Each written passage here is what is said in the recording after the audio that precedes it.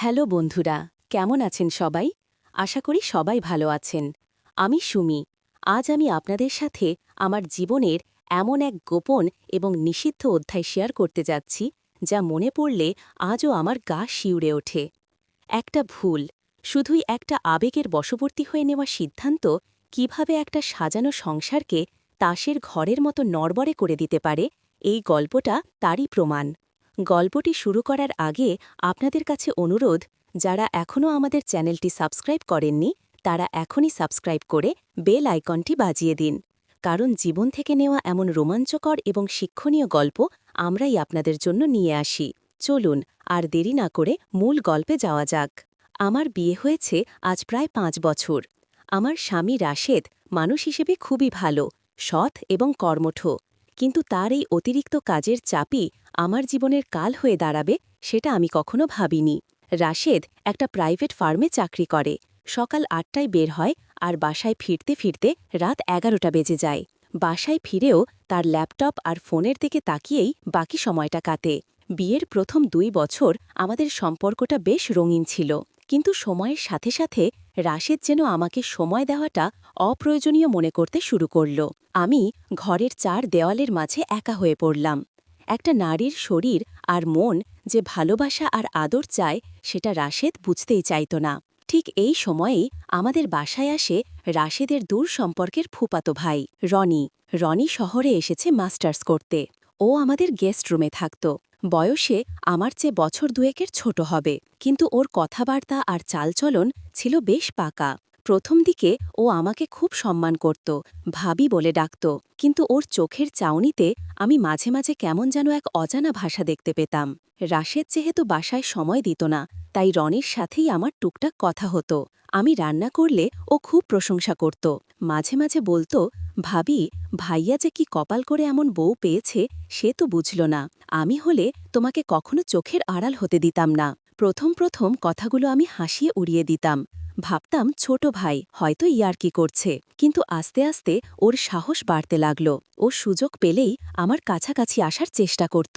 কখনো রান্নাঘরে লবণের বয়াম পাড়ার বাহানায় আমার পেছনে এসে দাঁড়াত, কখনো বা টিভি দেখার সময় সোফায় আমার খুব কাছে ঘেঁষে বসত। ঘটনার শুরুটা হয় এক বর্ষামুখর দুপুরে। রাশেদ অফিসে আর কাজের মেয়েটা সেদিন আসেনি। বাইরে অঝরে বৃষ্টি হচ্ছে। আমি বেডরুমে বসে একটা ম্যাগাজিন উল্টাচ্ছিলাম। হঠাৎ রনি আমার দরজায় নক করল। ওর পরনে ছিল একটা স্যান্ডো গেঞ্জি আর ট্রাউজার। ভেজা চুলে ওকে বেশ অন্যরকম লাগছিল। ভাবি, আমার একটা শার্টের বোতাম ছিঁড়ে গেছে, কাল ইন্টারভিউ আছে, একটু লাগিয়ে দেবে? ও খুব নিচু স্বরে বলল। আমি বললাম, নিয়ে এসো, লাগিয়ে দিচ্ছি। ও শার্টটা নিয়ে এলো, কিন্তু সমস্যা হলো শার্টটা ওর গায়েই ছিল। ও বলল, ভাবি, শরীরটা কেমন যেন করছে, খুলতে ইচ্ছে করছে না, তুমি এভাবেই লাগিয়ে দাও না প্লিজ। আমি প্রথমে একটু ইতস্তত করলাম, কিন্তু দেবরের আবদার, তাই না করতে পারলাম না। আমি সুই সুতা নিয়ে ওর কাছে গেলাম। ও বিছানার এক কোণায় বসেছিল। আমি ওর সামনে দাঁড়ালাম। বোতামটা ছিল বুকের ঠিক মাঝখানের। আমি যখন সেলাই করার জন্য ওর বুকের কাছে ঝুঁকলাম, তখন আমি স্পষ্ট ওর গরম নিঃশ্বাস আমার কপালে আর গাড়ে অনুভব করছিলাম। বাইরে বৃষ্টির শব্দ আর ঘরের ভেতর পিনপতন নীরবতা। আমার হাত কাঁপছিল।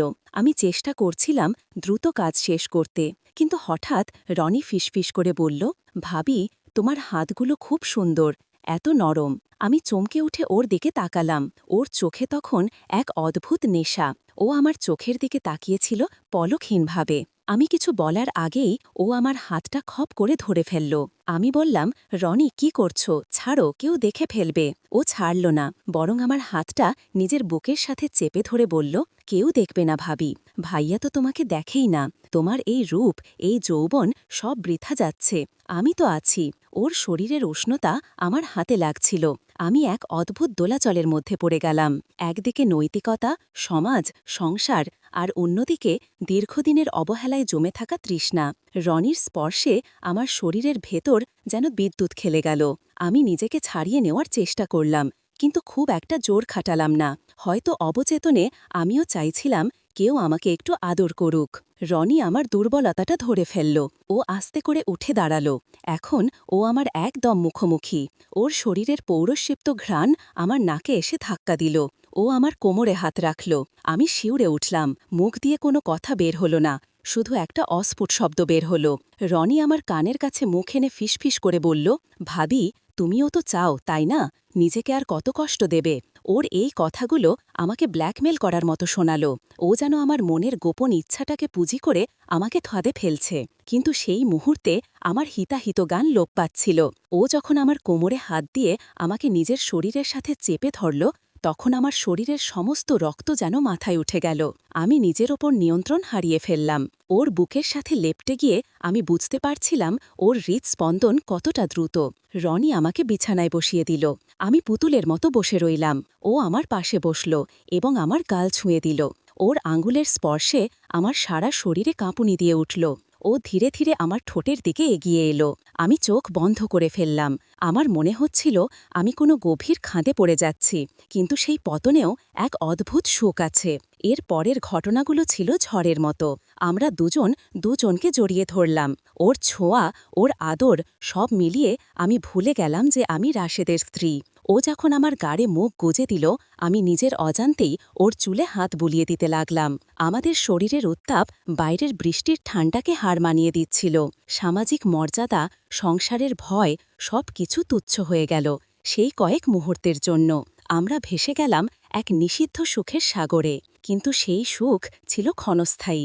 কিছুক্ষণ পরেই যখন আমার হুঁশ ফিরল, আমি নিজেকে আবিষ্কার করলাম এক অপরাধবোধের মাঝখানে। রনি তখনও আমার পাশে শুয়ে। আমি তড়িঘড়ি করে উঠে দাঁড়ালাম।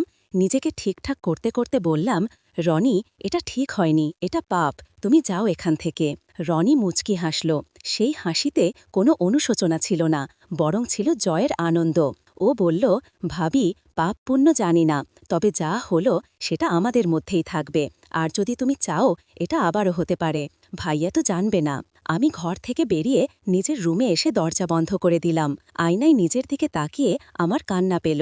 আমি কি করলাম? রাশেদ আমাকে সময় দেয় না ঠিকই, কিন্তু ও তো আমাকে বিশ্বাস করে। আমি সেই বিশ্বাসের মর্যাদা রাখতে পারলাম না। এরপর থেকে রনি আমাকে ব্ল্যাকমেল করার মতো আচরণ শুরু করল। সুযোগ পেলেই ও আমাকে ইশারা করত বা এমন সব কথা বলতো যা শুনলে আমার বুক কাঁপত। ও আমাকে বোঝাতে চাইত, আমি যদি ওর কথা না শুনি, তবে ও সব কিছু রাশেদকে এমনভাবে বলবে যেন দোষটা আমারই ছিল। আমি এক বহাবহা জালের মধ্যে আটকা পড়ে গেলাম। না পারছি কাউকে বলতে, না পারছি সইতে। আমার এই গল্পটা বলার উদ্দেশ্য একটাই, আবেগের বশবর্তী হয়ে বা ক্ষণিকের মোহে পড়ে এমন কোনো ভুল করবেন না যার মাসুল আপনাকে সারা জীবন দিতে হয়। আমি আজ প্রতিনিয়ত ভয়ে থাকি কখন আমার সাজানো সংসারটা ভেঙে চুরমার হয়ে যায়। আপনারা সাবধানে থাকবেন এবং নিজের সঙ্গীকে সময় দেবেন, যাতে তৃতীয় কেউ সেই সুযোগটা নিতে না পারে। ধন্যবাদ সবাইকে গল্পটি শোনার জন্য।